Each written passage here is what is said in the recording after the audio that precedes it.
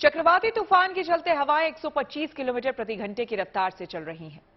आधी रात तक ये लैंडफॉल चलेगा और तूफानी हवाओं की रफ्तार भी तेज हो सकती है। वहीं मौसम विभाग के मुताबिक बिपरजॉय की तूफानी हवाओं से नुकसान हो सकता है।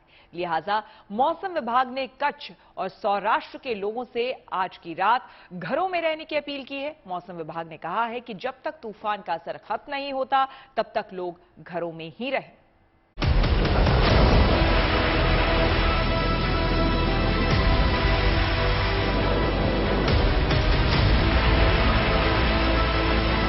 ये गुजरात के चक्रवाती तूफान बिपरजॉय की वो तस्वीरें हैं जो पिछले कुछ दिनों से लोगों के दिलों में दहशत पैदा कर रही थी। अभी तक जिस उफनते समंदर को किनारे पर खड़े होकर या फिर मौसम विभाग के कंप्यूटर की स्क्रीन पर देखकर लोग इसकी टोह ले रहे थे, अब तो आसमान की बुलंदी से इस तूफान की स्याह तस्वीरें सामने आ चुकी हैं। यकीन मानिए, समंदर के रास्ते जमीन पर आने वाली तबाही का ये नजारा उतना भयावह नहीं है जितना पहले कहा जा रहा था।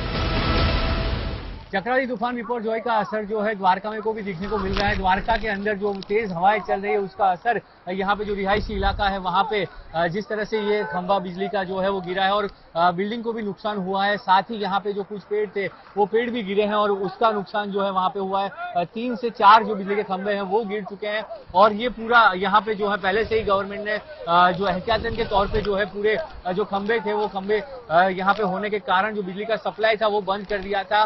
तेज हवाएं चलनी थी, सबको पता था कि बिजली का सप्लाई अगर शुरू होगा तो यहाँ पे कोई दुर्घटना हो सकती है, तो इसी के चलते गवर्नमेंट ने पहले से ही जो पावर सप्लाई था वो कट कर रखा था, इसलिए कोई बड़ी अनहोनी नहीं हुई है। गौर से अंतरिक्ष की ऊंचाई से तबाही का ये तूफान देखिए। ये मंजर इंटरनेशनल स्पेस स्टेशन से कैमरे में कैद हुआ है। बिपरजॉय तूफान अपनी रफ्तार और धार से तबाही मचाना चाहता था, लेकिन उसके अरमानों पर उसकी रफ्तार ने ही ब्रेक लगा दिया। समंदर की उफनती लहरें साइक्लोन बिपरजॉय के इशारे पर उफनने को मजबूर है। भंवर की शक्ल में दिख रहा यही चक्रवाती तूफान जो गुजरात के समंदर में सर्कस दिखा रहा है। अरब सागर में उठा ये तूफान बिपरजॉय गुजरात के किनारों से टकराने को बेताब दिखा। इसकी बेताबी से कच्छ से लेकर द्वारका तक अलर्ट का सायरन बजने लगा।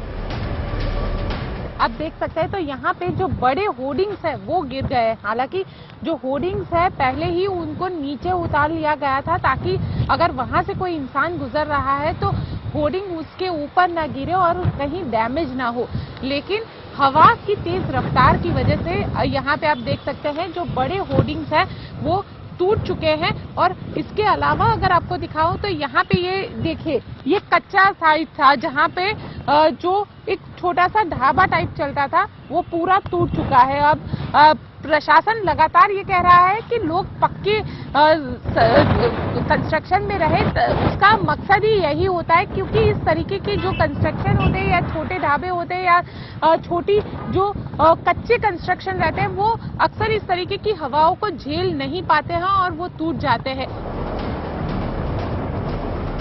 बिपरजॉय तूफान और उसकी शक्ल देखने के बाद डर कम हुआ है क्योंकि उसकी रफ्तार में आई सुस्ती से सांस लेने की मोहलत मिल गई। बिपरजॉय तूफान का सबसे ज्यादा असर कच्छ, द्वारका, पोरबंदर, जामनगर, राजकोट, जूनागढ़ और मोरबी में देखने को मिला।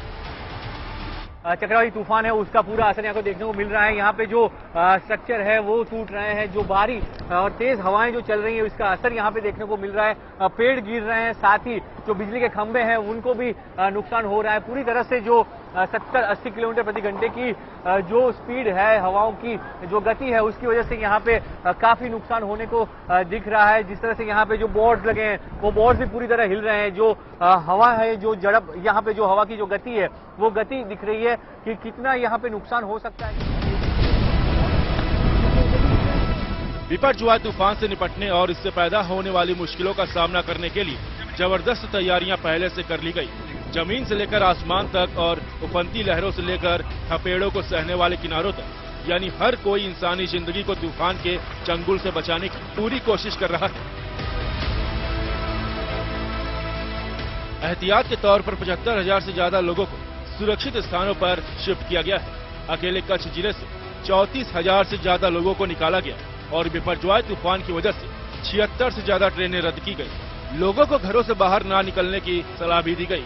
गुजरात से महाराष्ट्र तक एनडीआरएफ और एसडीआरएफ की टीमें तैनात हैं। फिलहाल द्वारकाधीश मंदिर भी श्रद्धालुओं के लिए बंद है। भी लोग समुद्र के किनारे पे रहते हैं, कच्छ के अंदर पर्टिकुलरली अगर मैं बात करूं तो यहाँ पे कम से कम 10,000 से ज्यादा लोगों को इवैक्यूएट करवाया गया है। यहाँ तक कि जखाऊ पोर्ट जो है, जखाऊ पोर्ट के पास जो फिशरमैन कॉलोनी बनी हुई है वो पूरी कॉलोनी को खाली करवा दिया गया है। तो ये पूरा जो इलाका है, चाहे 3 से 5 किलोमीटर के रेडियस का जो पूरा इलाका था उसको खाली करवा दिया गया है। जखाऊ और उसके आसपास का नारायण सरोवर को खाली करवा दिया गया है, वहां पे कोटेश्वर आता है वहां पे खाली करवा दिया गया है। यहाँ तक कि जो अंतर्राष्ट्रीय सीमा आती है, जो भारत पाकिस्तान के बीच का जो क्रिक का इलाका आता है जहाँ पे अंतर्राष्ट्रीय सीमा है, बीएसएफ वहां पे तैनात रहता है। बीएसएफ की कुछ चौकियां जो ऐसी है जो बीच समुद्र क्रिक के अंदर बनी हुई है, वहां पे भी कुछ ऐसे इंतजाम किए गए हैं कि जहां जान का नुकसान ना हो। कुछ पक्के स्ट्रक्चर है, वहां पे कुछ लोगों को शिफ्ट किया गया है। बिपरजॉय तूफान की चाल पर हर पल की जानकारी ली जा रही है। प्रशासन और आपदा प्रबंधन से जुड़ी एजेंसियां ड्रोन की मदद से एक एक तस्वीर पर नजर रख रही हैं ताकि तूफान के शोर को काबू में किया जा सके। कोस्ट गार्ड की तरफ से यह जानकारी दी गई कि नेवी के जहाज बचाव और राहत कार्य के लिए बंदरगाह पर तैनात किए गए हैं। 3 ऑफशोर पेट्रोल वाहन, 4 फास्ट पेट्रोल वाहन गुजरात में तैयार है। समंदर में 8 इंटरसेप्टर नाव, 3 डोर्नियर और ALH को मुस्तैद रखा गया है। गुजरात ही नहीं, महाराष्ट्र में भी बिपरजॉय ने खेल खेलने की कोशिश की। मुंबई के समंदर में ऊंची ऊंची लहरों ने लोगों को डराना शुरू किया, लेकिन प्रशासन की मुस्तैदी और इंतजामों ने उसकी धार को कुंद कर दिया। तेज हवाओं के कारण जो है यहाँ खड़े रह पाना बहुत ही मुश्किल है। ये नजदीकी बिल्डिंग के जो दृश्य मैं आपको दिखा रहा हूँ कि किस तरह से यहाँ पे डैमेज हुआ है। जो तेज हवाएं हैं उनकी वजह से ये जो सारी चीजें वो कैसे डैमेज हुई है। ये सीधा समंदर के सामने का इलाका है जहाँ पे इसी तरह ये जो स्थिति है वो बिगड़ती जा रही है, क्योंकि जो हवा है वो काफी तेज गति से चल रही है। और यहाँ पे भी जो सारे खंबे हैं, यहाँ पे बिजली का कोई खंबा था जिसको लेके यहाँ पे पावर सप्लाई जो है वो भी बंद कराई गई है। सरकार और प्रशासन की मुस्तैदी ने बिपरजॉय के जौहर को जश्न का मौका नहीं दिया। यही वजह है कि बिपरजॉय की रफ्तार खुद ही धीरे धीरे कम होती गई और उसका शोर सिसकियों में तब्दील होता गया।